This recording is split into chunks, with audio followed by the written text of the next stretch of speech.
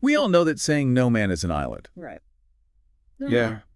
But have you ever thought about, like, how deeply that actually applies to your faith? Mm-hmm. We're diving into why fellowship is so much more Yeah. than just showing up at church today. Right. It's truly vital to your walk with Christ. Absolutely. And this source digs into, like, all the nitty-gritty, like the WHY, with some pretty thought-provoking stuff that goes way beyond just the usual Sunday school answers. Yeah, you know. absolutely. What I find fascinating about this source is how it defines fellowship. Okay. It's not just about being in the same room with other Christians. Yeah. It's about this unity of spirit, Okay. a shared love that binds a community together, Yeah. which allows them to live out their faith Yeah. in a truly connected way. Yeah. It's almost like, Hmm. imagine early Christians in the Roman Empire. Right. They weren't just meat for, like, tea and biscuits. They were relying on each other for survival, for encouragement. For Yeah. in the face of like Yeah. real persecution, Real persecution. that intensity, Yeah. that need for each other. Absolutely. That's what this source is getting at. That's exactly it. And to Yeah. really understand why this kind of fellowship is so vital, Okay. the source lays out these 4 compelling reasons, Okay. and each one builds on the last. Mm-hmm. So by the end, you'll have a much deeper understanding Right. of why this matters not just to the early church, Okay. but to you today. Okay, so let's dive into the first reason. Okay. The source uses this powerful metaphor Yes. of Christians being like parts of a body, Okay. like Christ as the head. Yes. It makes you think, Mm, what happens if your hand suddenly decided Yeah. it didn't need the rest of you? right. Could you still function? You'd be in a lot of trouble. Yeah. And that's the point the source is making. Right. It's drawing on 1 Corinthians 12.27. Where Paul says, now you are the body of Christ, and each one of you is a part of it. Mm. Theologically, this speaks to the interconnectedness of believers. Yeah. For the body to function properly, Yeah. there must be unity and harmony. Right. If a part separates itself, Hmm. it not only weakens the whole, Yeah. but it also risks becoming detached from the source of life, Right. which is Christ himself. So it's not just that we're encouraged to have fellowship. It's Mhm. more like Yeah. we're designed for it. Yes. It's woven into the fabric of what it means to be a Christian. Precisely. And the source takes this a step further with its second reason, Okay. using an analogy that might be familiar, but packs a punch, Okay. sheep and their flock. This is where it gets really interesting. Yes. We all know sheep are kind of, Right. well, not the smartest cookies in the jar. Well, They wander off, Yeah. they get lost easily. that's right. But did you know that being part of a flock Yeah. is literally essential for their survival? Yeah. There's safety in numbers. Uh-huh. They rely on each other to find food, Yes. to avoid predators. Right? And believe it or not, Yeah. there are actually sheep breeds Hmm. that if they're isolated, Yeah. will just give up and die. That's right. And the source connects this directly to John 10.1:16, Okay. where Jesus calls himself the Good Shepherd Mhm. and his followers the sheep. Yeah.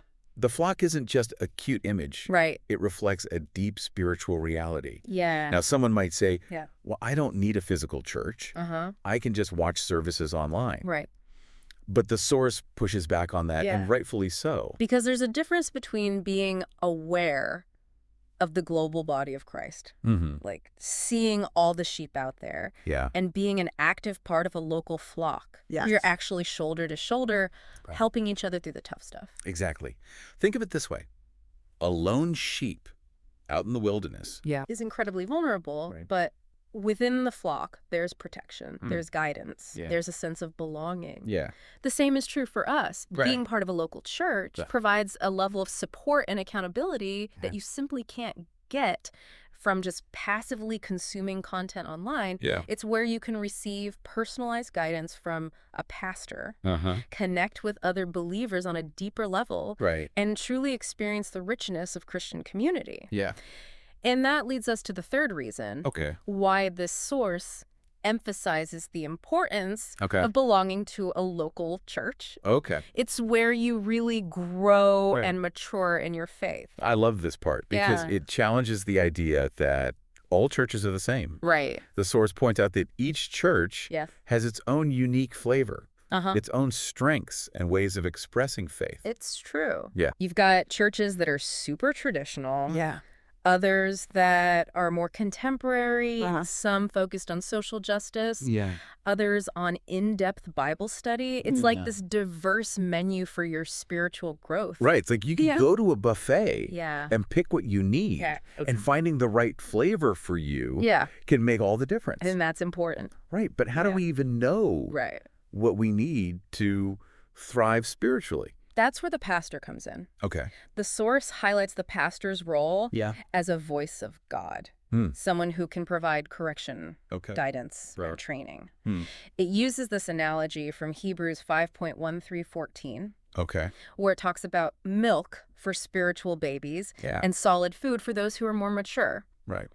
A good pastor helps you move from that milk stage to being able to digest the meatier stuff, the deeper truths of the faith. That makes sense. We wouldn't expect a newborn to eat steak, right? Exactly. They need time to develop. And so do we in our faith. Yes. But what happens if we reject this whole idea of needing a church? What if we just try to go it alone? The source doesn't shy away from that question. Okay.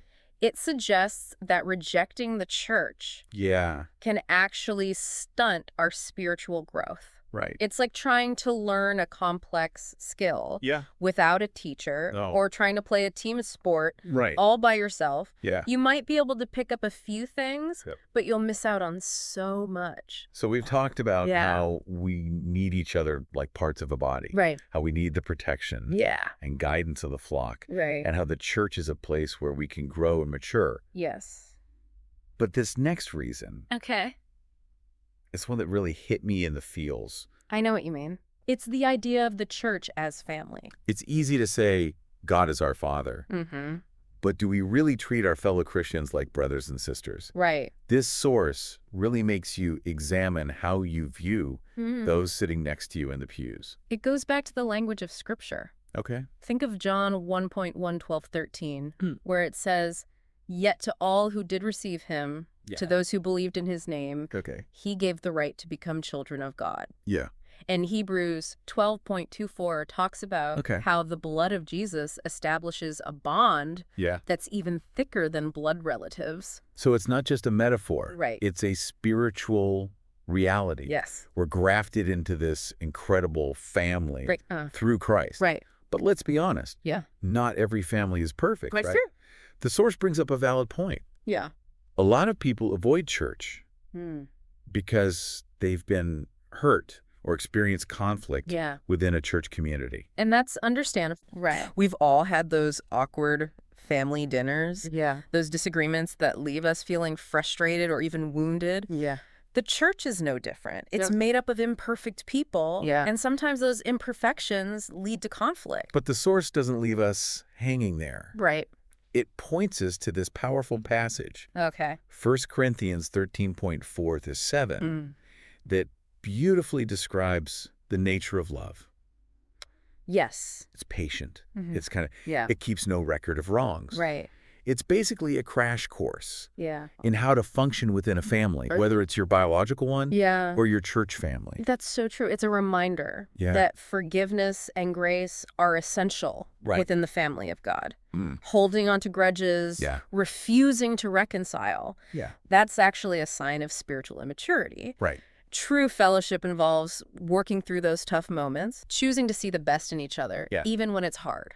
It's like we're all in this together, flaws and all. Yes. And that leads us back to the source's definition of fellowship. It's more than just showing up on Sundays. Yeah. It's about actively loving one another, pursuing unity, putting in the effort to live well together. It's about recognizing that just as we benefit from fellowship, others benefit from our presence and participation as well. It really makes you think. If the church is meant to be this incredible interconnected family, how can we each contribute to making it a place of genuine love and connection rather than just an obligation? That's the million-dollar question, isn't it? Yeah. It's so easy to get caught up in the routine of church, to see it as just another thing on our to-do list. Yeah. But what if we shifted our perspective? What if we walked in those doors each week with the intention of building a family, of truly connecting with the people around us. It's like, imagine if you only ever saw your siblings, Right. like obligatory holiday gatherings. Yeah. You'd never really get to know them Right. to experience the joys and challenges of doing life together. Exactly. It's in those shared experiences, the good times and the bad, that true bonds are formed. And the same is true in the church. Okay. It's about going beyond surface level conversations and really getting to know each other's hearts, celebrating victories together, offering support in times of need. And that takes intentionality. You're absolutely right. Yeah. It requires us to be proactive, to reach out, to be vulnerable, to share our lives with each other. Right. And yes, sometimes it will be messy and uncomfortable. Families argue, they disagree, they make mistakes. But through it all, there's this underlying commitment to love and support each other. Yeah. Because that's what family does. And imagine the transformation that could happen if every member of a church embraced that vision. Right. It wouldn't just be a building you go to on Sundays. Yeah. It would be a refuge. Yes. A source of strength. A place where people felt truly seen, loved, and valued. It would be a living, breathing example of the body of Christ. A testament to the power of unity and love. Right. And that kind of fellowship. Yeah. That's the kind that has the power to change lives. Right. Both within the church walls and out in the world around us. So as you go about your week, we leave you with this challenge. Okay. Don't just attend church. Be the church. Yes. Be the brother, the sister, the friend that makes someone feel truly welcomed and loved. That's good. Because it's in those small acts of kindness, those genuine connections, that we truly live out the beauty of fellowship. Well said.